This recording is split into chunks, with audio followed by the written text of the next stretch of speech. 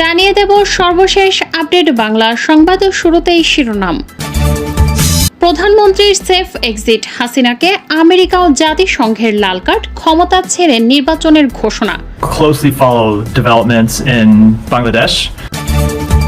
এবং সর্বশেষ জানাবো আন্দোলন চালিয়ে যাওয়ার ঘোষণা শিক্ষার্থীদের, এবার শেখ হাসিনাকে পদত্যাগের আলটিমেটাম। এতক্ষণ শুনছিলেন সংবাদ শিরোনাম, এখন থাকছে বিস্তারিত।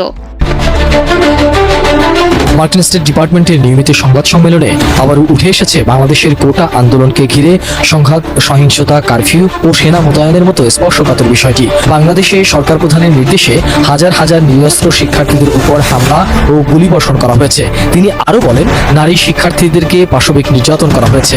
Every time thousands of students are killing, Prime Minister we call illegal, which is true, he is illegal unelected Prime Minister Hasina Sheikh. Continue to closely follow developments in Bangladesh. যেহেতু আমরা অনলাইনের সাথে যুক্ত নই, মিডিয়ার মাধ্যমে যেটা পাচ্ছি সেখানে কোনো মিডিয়ায় বলা হচ্ছে যে 2 শতাধিক, কোনো মিডিয়ায় বলা হচ্ছে 3 শতাধিক।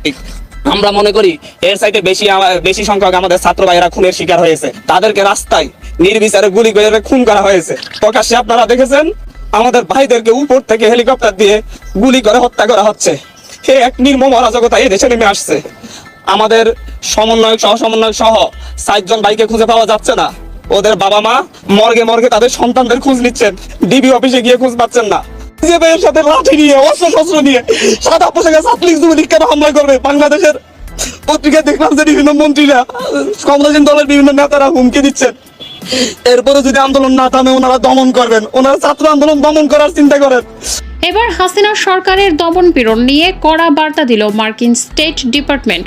মার্কিন যুক্তরাষ্ট্রের স্টেট ডিপার্টমেন্টের মুখপাত্র ম্যাথু মিলার বলেছেন, বাংলাদেশে পরিবর্তিত পরিস্থিতি আমরা নিবিড়ভাবে পর্যবেক্ষণ করছি। আমরা অব্যাহতভাবে শান্ত থাকার এবং উত্তেজনা প্রশমনের আহ্বান জানিয়ে আসছি। বাংলাদেশের সাম্প্রতিক সব সহিংস কর্মকাণ্ডের নিন্দা জানাই আমরা। শান্তিপূর্ণ সমাবেশের পক্ষে আমাদের দ্ব্যর্থহীন সমর্থন পুনরায় ব্যক্ত করছি। দেশজুড়ে টেলিযোগাযোগে বিঘ্ন ঘটার চলমান রিপোর্টে আমরা গভীরভাবে উদ্বিগ্ন।